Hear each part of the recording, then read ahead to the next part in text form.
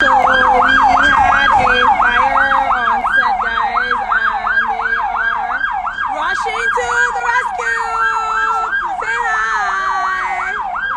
I'm so excited because this week one of my favorite episodes is airing, episode 8, and it became one of my favorites because I think it has really good production value, and I'm so proud of the episode because of the challenges that we face in shooting like the different scenes. So it was interesting because obviously we don't shoot in sequence, so we don't shoot episode by episode. We shoot based off of location. So it means that on some days we could be shooting scene 5 of episode 1 on the same day that we're shooting scene 3 of episode 13, right? So it's not in sequence, but this particular episode has 3 scenes at least that were super challenging for us, even if they were shot on different days. They kind of came together for the episode.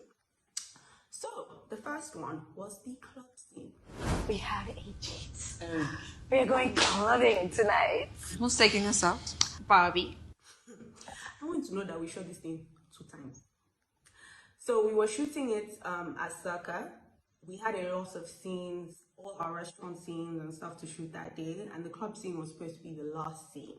So we're going to use the rooftop at Circa. So we had like 50 extras. I had some celebrities come in to shoot cameos for the scene, that kind of thing. And it was back to back, back to back. So we were shooting this like in the middle of the night. And then the generator goes off.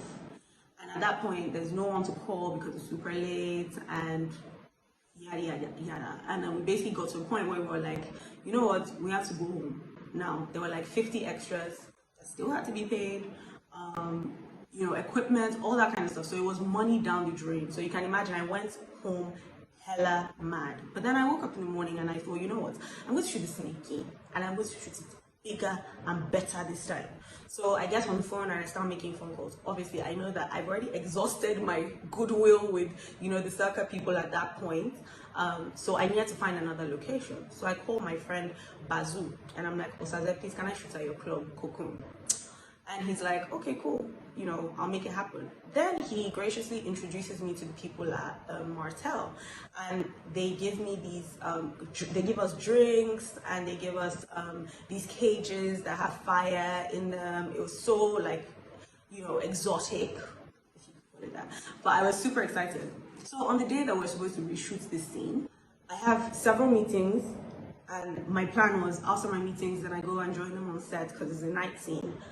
Then I get out of a meeting and I see that I have several missed calls from my producer, my production manager. So I call my production manager, Marianne, and I'm like, hey, what's up? What's going on? And she's like, I said, don't worry. I'm on an Akada. I'm on my way to go and find another location. I was like, huh? What do you mean find another location?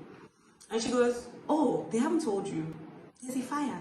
And I was like, Marianne, I'm not in the mood. I've had a long day. There's no need to exaggerate. If it was smoke, please say it was smoke. Don't come out and start saying fire. Next thing she was like, I said, no, it was a serious fire that started coming out of the roof. They must have plugged something wrong or whatever.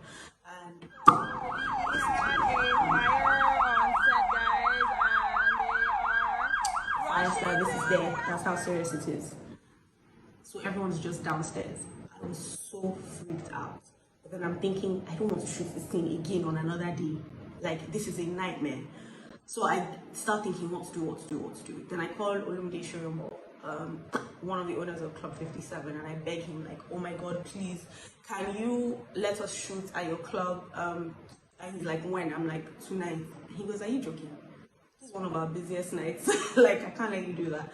I spend time on the phone begging him, and then he was like, okay, fine, you can shoot there for a few hours, but you guys need to be out at this time. I was like, but I call everyone and I'm like, okay, start heading to Club 57, which is just down the road. They're going to let us shoot there, so just start. I'm coming. Then I call Osazem, one of the owners of Cocoon, and I'm like, I'm so sorry that this happened. I'm so sorry. I was begging, loud. He goes, Arese, listen, you want to bomb my club because of a favor, on top favor, Abby? I was like, I'm so sorry. He now goes, it's okay, these things happen.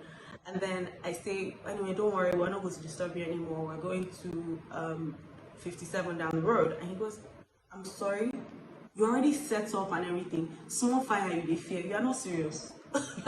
like you better get back upstairs and start shooting.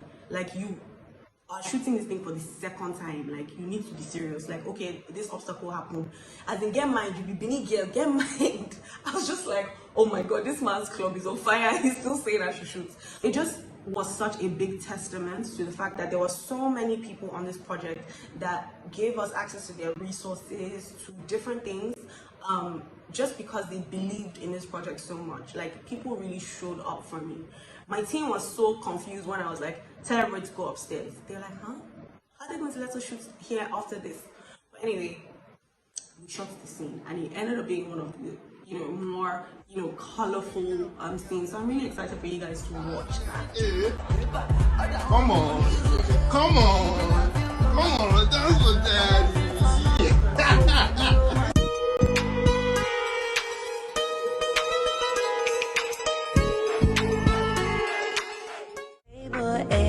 Baby boy,